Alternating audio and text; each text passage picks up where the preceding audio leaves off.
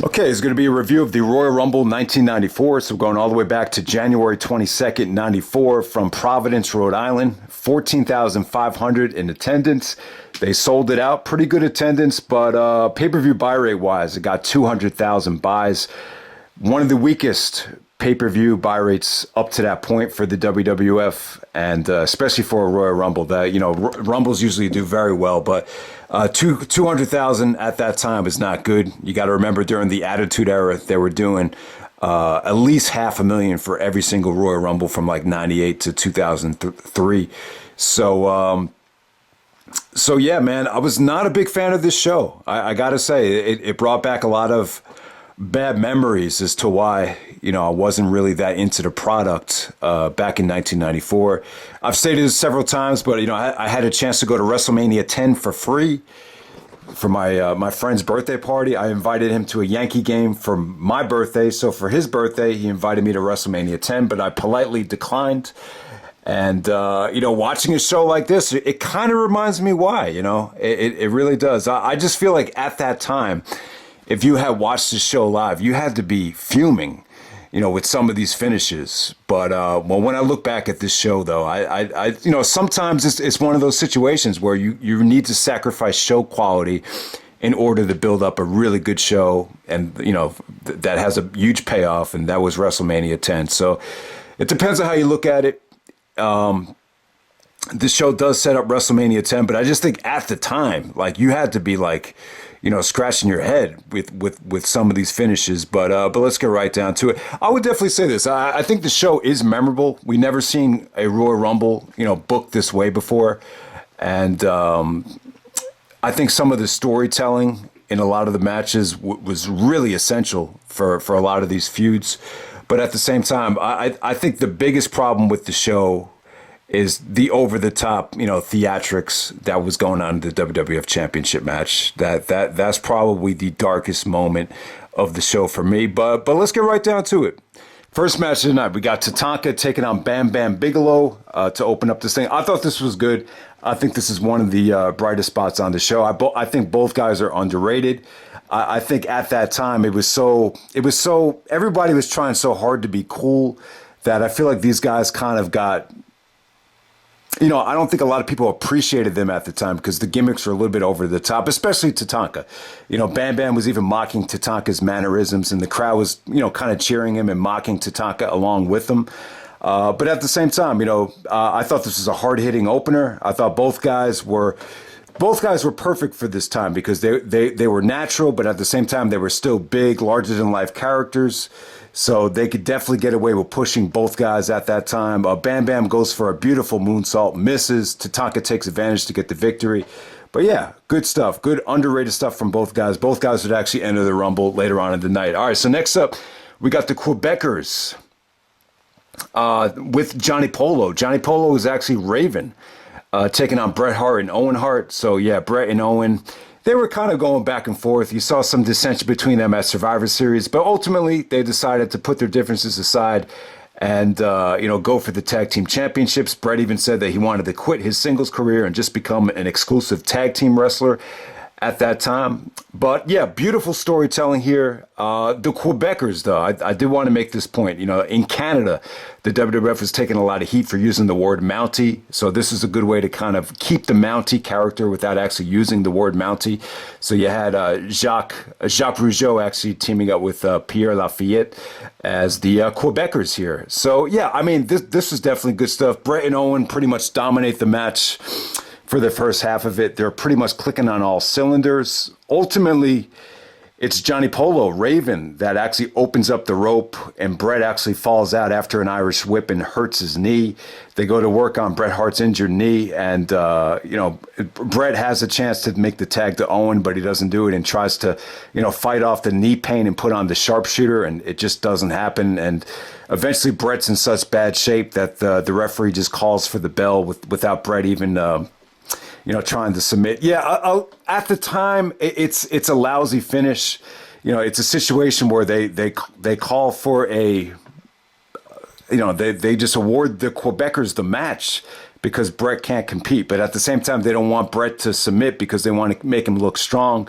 I think, like even Howard Finkel would say, even though Bret Hart did not submit, the referee has ordered this match to end. So yeah, pretty lousy finish, but it was really the only way you could have done it, especially in this situation where you got, you're splitting up a tag team right here, and you got a huge heel turn and the sympathetic, babyface reinforcement of Bret Hart. So it definitely made sense. And after the match was over, Owen actually starts kicking Bret with the injured knee. So you got the full-blown Owen Hart heel turn.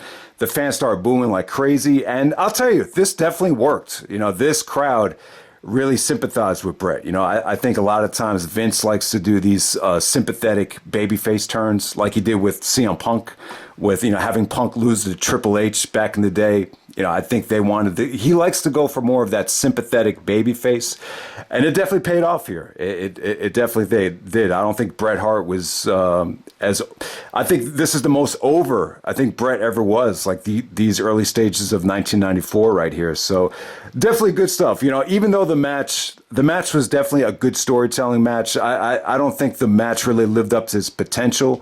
But this is a rare case where I'm actually in favor of, jeopardizing match quality in order to tell a better long-term story. And that's exactly what this match did. This was definitely the best match. Yeah, best match of the night without a doubt. And it didn't even reach its potential, but definitely good stuff there. An essential part of the classic Bret Hart and Owen Hart feud right there. All right, so next up we got Razor Ramon taking on the biggest heel of all time, Irwin R. Shyster, the IRS, for the Intercontinental Championship. Yeah, IRS has got to be one of the most hated heels ever. He's one of those heels that I don't think you'll ever see anyone, cheering for. Was there ever an IRS chant? Even Kevin Nash said he was scared of the IRS. But yeah, Razor and IRS right here. Very drawn out, very overbooked.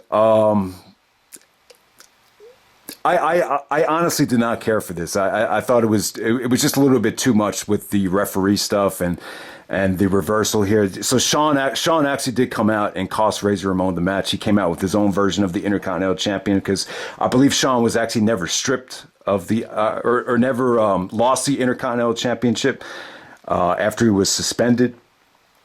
I believe he was actually suspended for steroids, to be exact, at the end of '93, which Shawn actually denied in his book, to be exact right there. But yeah, I mean, so Irwin actually got the pinfall, but then another referee comes out and restarts the match. As the referees are arguing, Razor actually hits the Razor's Edge on Irwin R. Shyster to get the pinfall there.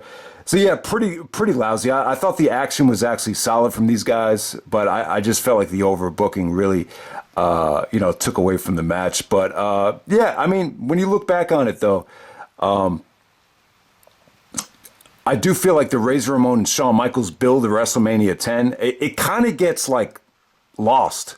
It really does. A lot of it has to do with WrestleMania 10 didn't really show any of the video packages or the build before that match. But when you look back on it, Razor and Shawn, this is a slowly and nicely built feud when you do look back on it. But yeah, I just felt like the pay-per-view as a whole, it had enough of these controversial finishes where in this match you could have just done without it. But I understand it though. They wanted to have Shawn get his cheap shot in there, and you still need to have Razor go over so you can have that unification ladder match at WrestleMania. All right, so next up we got Yokozuna out there with Jim Cornette and Mr. Fuji. Great combination of heel managers. I thought Cornette was great here. I absolutely love Cornette on the microphone as a in-ring character persona. I like that version of Cornette. I do think Cornette's a little bit outdated though with some of his opinions nowadays. But yeah, Yoko versus the Undertaker with Paul Bearer. This is a casket match for the WWF Championship. Yeah, I mean, while this lasted, I thought this had tremendous potential. I thought both guys looked really good. This definitely had potential to be something awesome. I thought. I think Yokozuna, when you look back at it now, especially in like 93, 94, when he was champion, he was a really good worker. I think, and Taker's just always been a hell of an athlete. Always been such a when you look back at the Undertaker, man, he's just such a soldier. He really, he just comes across as one of those guys that would just do anything.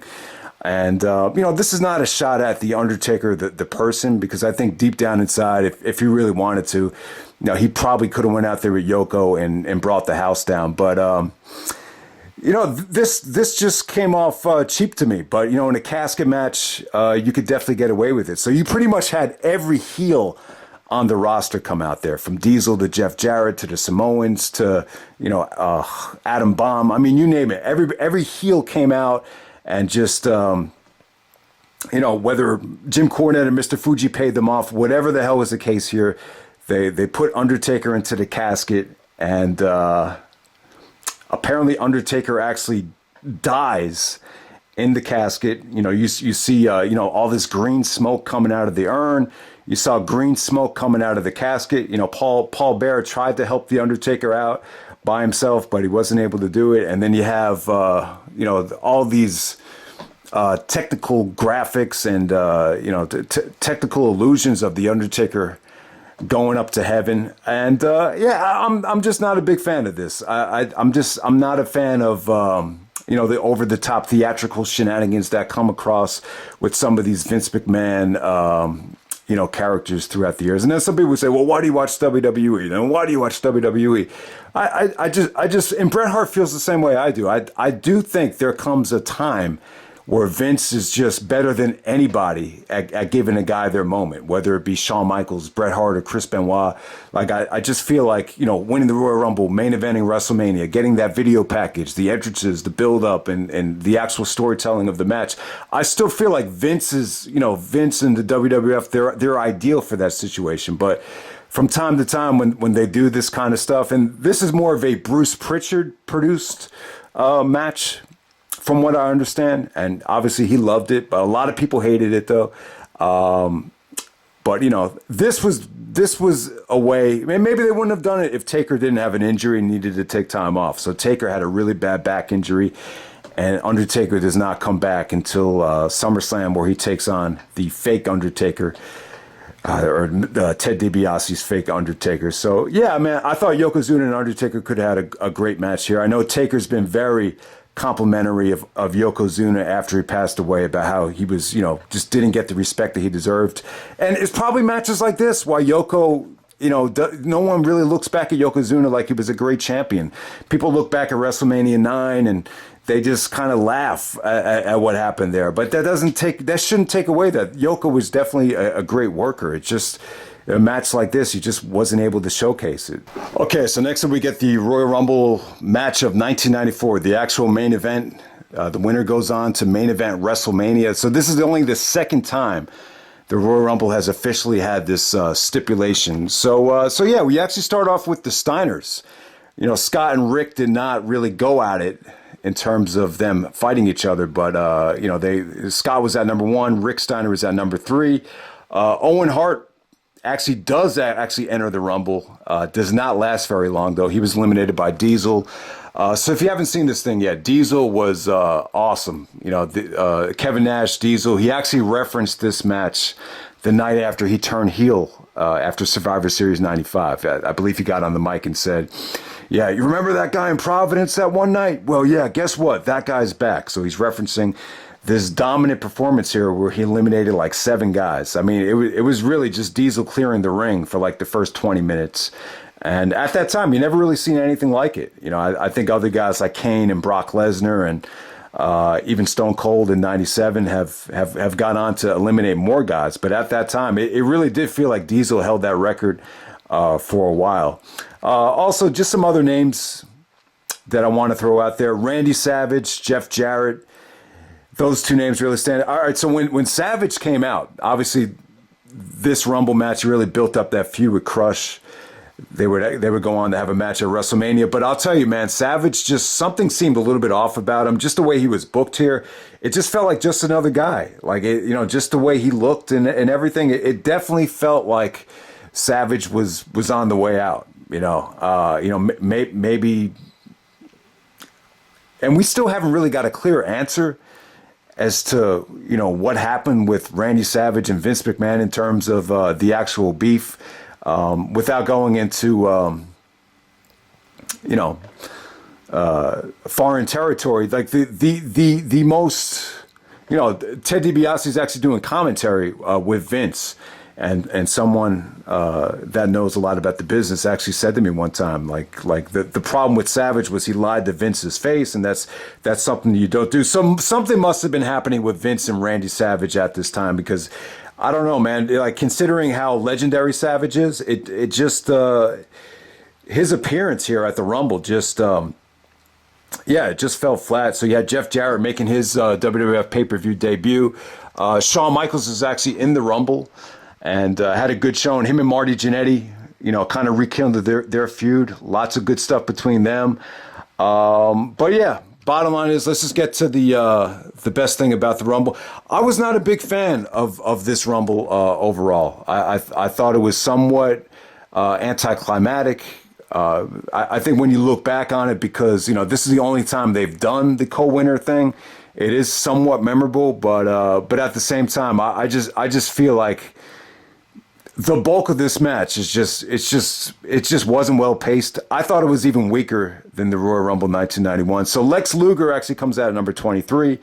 Bret Hart comes out at number 27. Bret was selling the knee injury the whole time, and Bret got a thunderous ovation when he did come out. And ultimately it came down to Lex, Rikishi, Bret Hart, and Shawn Michaels. Simultaneously, Lex and Bret Hart do a double backdrop to both guys, and it comes down to both of them. And I was a little bit disappointed. Bret and Lex didn't really do a lot. You saw Bret and Lex exchange punches, and then they kind of just rushed into the finish. And both guys just kind of dropped down, and from the multiple camera angles, there wasn't really that one clear camera angle where you can see, exactly who touched first. Obviously, I think they wanted to keep it hidden. They wanted to keep fans guessing. I think they actually had in the crowd, they had a camera exactly on the feet dropping, just in case they pulled it off successfully. But I don't think you ever saw the finish where you got to see exactly who hit first. But it was kind of whack. I mean, they kept on bringing referees out, and there was at first Howard Finkel. This is the most Howard Finkel ever had to work for a main event of a pay-per-view. So he got on the mic and said, Lex Luger won, and then he said, well, wait a minute, no, now the winner is Bret Hart. And then finally he said, now it's both Lex Luger and Bret Hart have won the Royal Rumble. And so you got two Royal Rumble winners. So I'll say this about the booking of the match. I think it was really the only way to go. And in some ways, it definitely came off like it was a test. Like it came off to me like they really didn't know, like how far to go with Lex Luger, and maybe this was just a test to see, like if Lex isn't more over than Bret, then why would we envision him being any more over than Hulk Hogan? So in some ways it kind of I think it let everyone know that forcing this Lex Luger monster babyface turn just wasn't going to work. And in some ways, the fans just really gravitated towards Bret for a lot of different reasons. I just think he was a much better wrestler, and the storyline with Owen, it really made him more of a sympathetic babyface, and it was just the way to go. Plus, if you promote Bret Hart versus Yokozuna after what happened at WrestleMania 9, I don't think anyone was going to buy that.